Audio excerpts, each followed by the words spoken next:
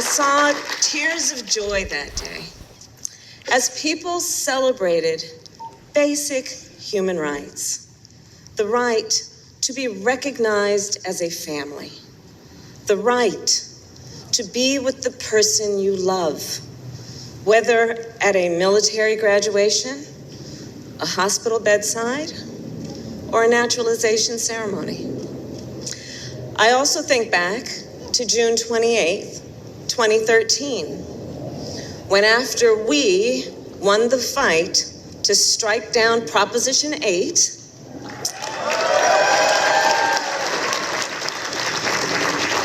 and I had the privilege and honor to pronounce my friends Chris Perry and Sandy Steer spouses for life. Again, at San Francisco City Hall, and this time it was on the Harvey Milk balcony. And Chris and Sandy are here today with their 4 sons, Elliot, Frank, Spencer, and Tom.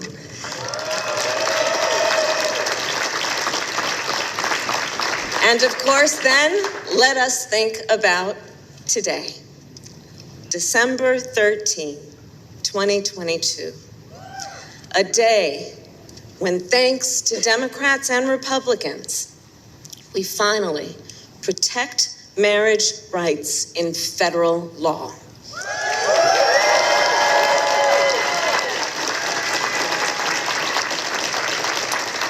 For millions of LGBTQI+ Americans and interracial couples, this is a victory, and it is part of a larger fight. The Dobbs decision reminds us that fundamental rights are interconnected, including the right to marry who you love, the right to access contraception, and the right to make decisions about your own body.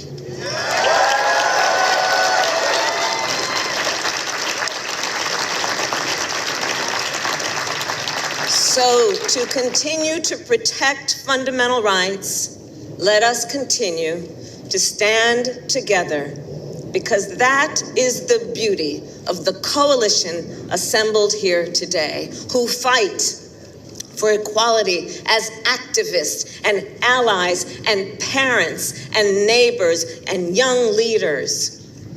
And as the great Harvey Milk once said, I quote, "Rights are won only by those who make their voices heard."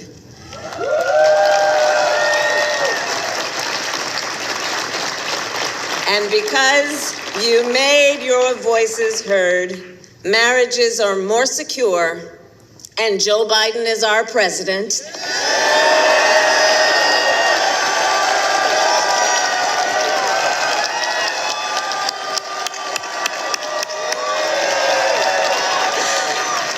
A president who elevated LGBTQI+ leaders to every level of our administration, who fights for the safety and freedom and dignity of all people every single day. And so, with pride, let us welcome the President of the United States, Joe Biden.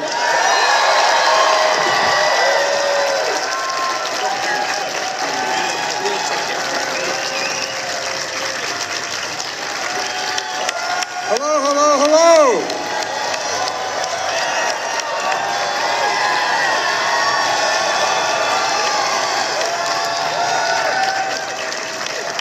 Well, today's a good day. A day America takes a vital step toward equality, toward liberty and justice, not just for some, but for everyone. Everyone. Toward creating a nation where decency, dignity, and love are recognized, honored, and protected. Today, I sign the Respect for Marriage Act into law. Deciding whether to marry, who to marry, is one of the most profound decisions a person can make. And as I've said before, and some of you might remember, on a certain TV show 10 years ago, I got in trouble. Marriage, I mean this with all my heart. Marriage is a simple proposition. Who do you love? And will you be loyal to that person you love? It's not more complicated than that. And the law recognizes that everyone should have the right to answer those questions for themselves without the government interference.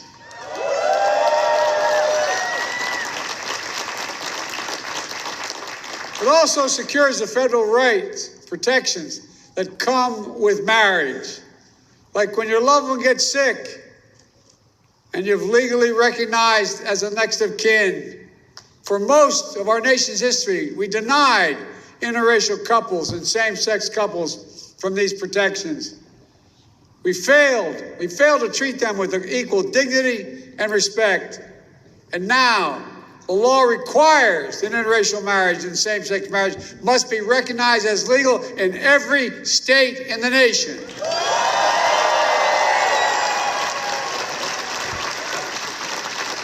I want to thank all of you for being here today, for being part of this important movement. Jill, Kamala, Doug, my cabinet members, including Pete Buttigieg. And a special thanks to our performers, Joy, Sam, and Cindy. Look, you know, and the Gay Man's Choir in Washington, D.C., Gay Men's Marriage Choir. And the members of Congress here today, and the Senate, this bipartisan vote simply would not have happened without the leadership and persistence of a real hero, Tammy Baldwin, Senator Tammy Baldwin. And thank you, Susan Collins, who did not rest until this bill got done.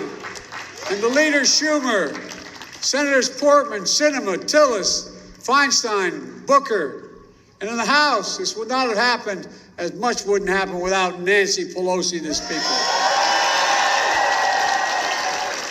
Equality and dignity for the LGBT community has always been her North Star. From her first speech on the House floor, pledging to end AIDS and signaling the bill and signing the bill today, all that time span. Madam Speaker, on behalf of all Americans, thank you for this and so much more for your decades of service.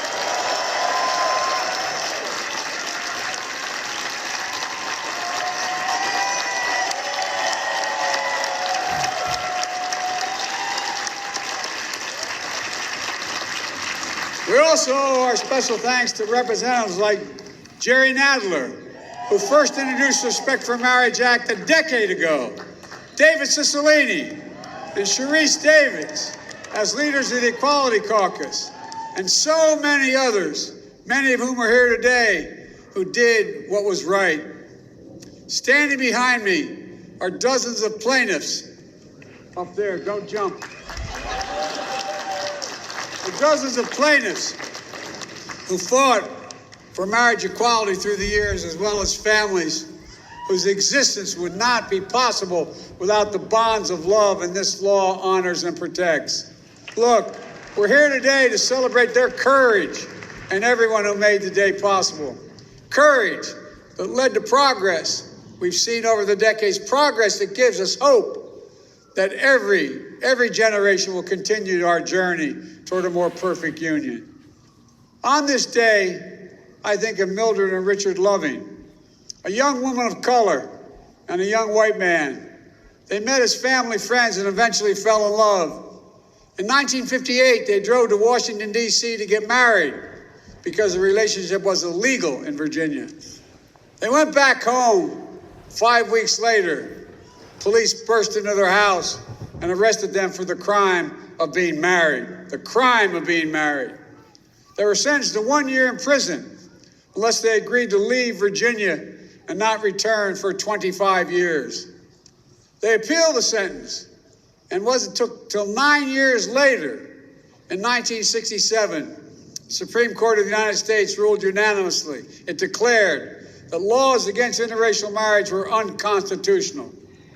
Today, we're joined by one of the lawyers who represented the Lovings and the widow of their other lawyer that took the fight to the highest court because they believed their love should not be criminalized but should be honored and respected. As Mildred Loving said, previous generations were, quote, bitterly divided over something that should have been so clear and right. So clear and right. No one could put it better.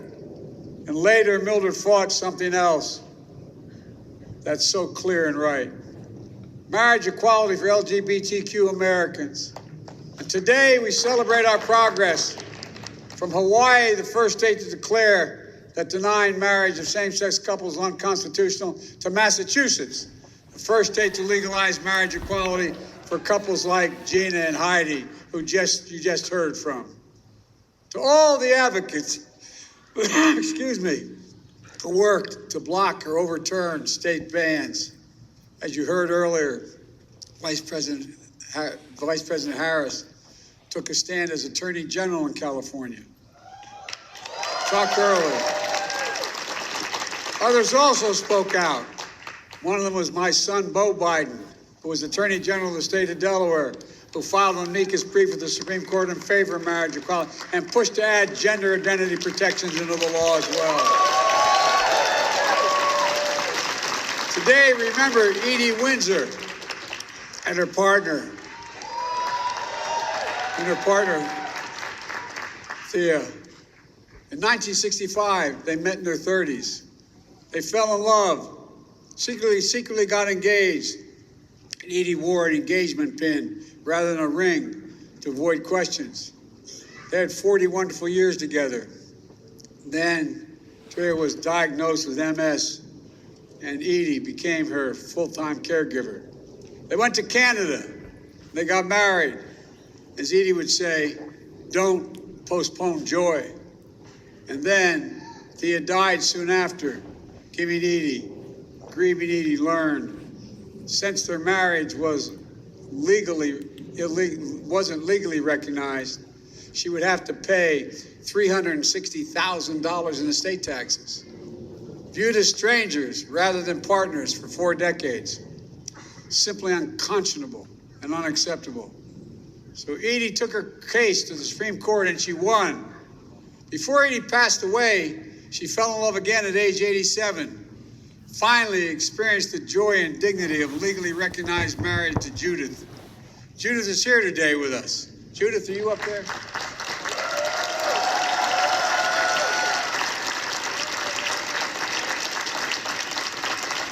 Also here today are many of the 16 plaintiffs in the same-sex marriage case that helped bring us here. They were subjected to intense public scrutiny and harassment, physical threats and violence for years as their cases made their way through the courts. Jim couldn't be here today, but he and I spoke on that day in June 2015 when he was on the steps of the United States Supreme Court. I called him right after that historic victory, a victory not just for the plaintiffs, but for the whole country, and I would argue for the world.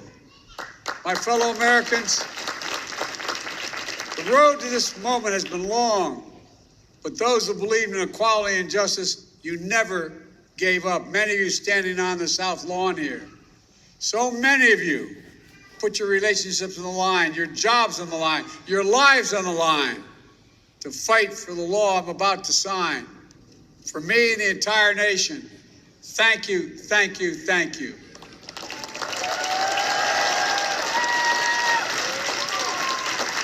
It's one thing for the Supreme Court to rule on a case, but it's another thing entirely if elected representatives of the people to take a vote on the floor of the United States Congress and say loudly and clearly, love is love, right is right, justice is justice. These things are fundamental things that America thinks matter. So sadly, we must also acknowledge another reason we're here. Congress is acting because an extreme Supreme Court has stripped away the right important to millions of Americans that existed for half a century. The Dobbs decision. The court's extreme conservative majority overturned Roe v. Wade and the right to choose. In his concurring opinion, Justice Thomas went even further, and he wrote the following, quote, "We should reconsider all the court's substantive due process precedents, including Griswold, Lawrence, Obergefell, That means he thinks we should reconsider whether you got the right to access to contraception. And yes, we should reconsider whether you have the right to marry who you love. And that's not only the challenge ahead. When a person can be married in the morning and thrown out of a restaurant for being gay in the afternoon, this is still wrong. Wrong. And that's why the people you heard speak today continue to fight to pass the Equality Act.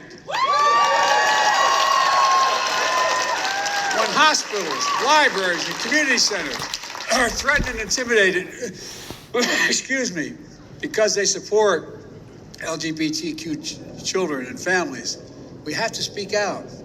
We must stop the hate and violence, like we just saw in Colorado Springs, where a place of acceptance and celebration was targeted for violence and terror. We need to challenge the hundreds of callous and cynical laws introduced in the states targeting transgender children, terrifying families, and criminalizing doctors who give children the care they need. We have to protect these children so they know they are loved, and we will stand up for them and say they can seek for themselves. Folks, racism, anti-Semitism, homophobia, transphobia, they're all connected. But the antidote to hate is love.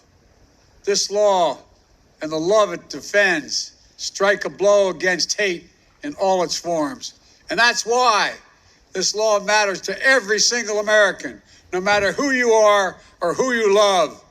This shouldn't be about conservative or liberal, red or blue. No, this is about realizing the promise of the Declaration of Independence, a promise rooted in a sacred and secular beliefs, a promise that we're all created equal. We're all entitled to what Abraham Lincoln called an open field and a fair chance. You know, there's nothing more decent, more dignified, more American that we're about what we're doing here today. It's about who we are as a nation. It's about the substance of our laws. It's about being true to the best of the soul of America. Decency, dignity, love. Let me close with something else that happened on the same day that Congress sent me this bill. Brittany Griner was finally on her way home.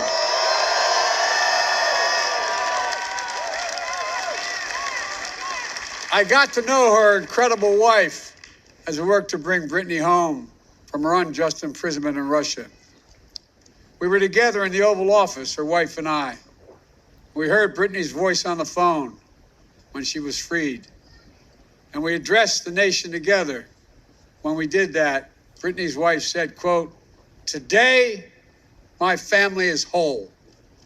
My fellow Americans, that all-consuming, life-altering, love and commitment, that's marriage.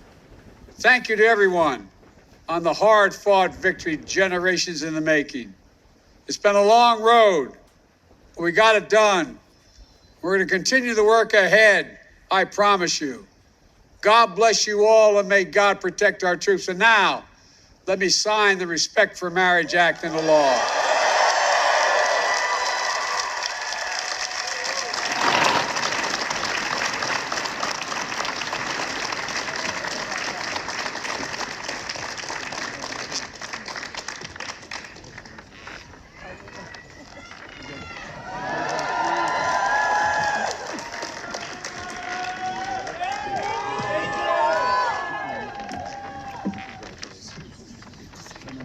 Here.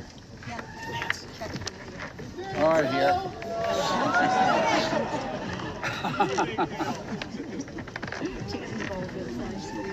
Yes, I did. She was that day. Right, she was that day. Here we go.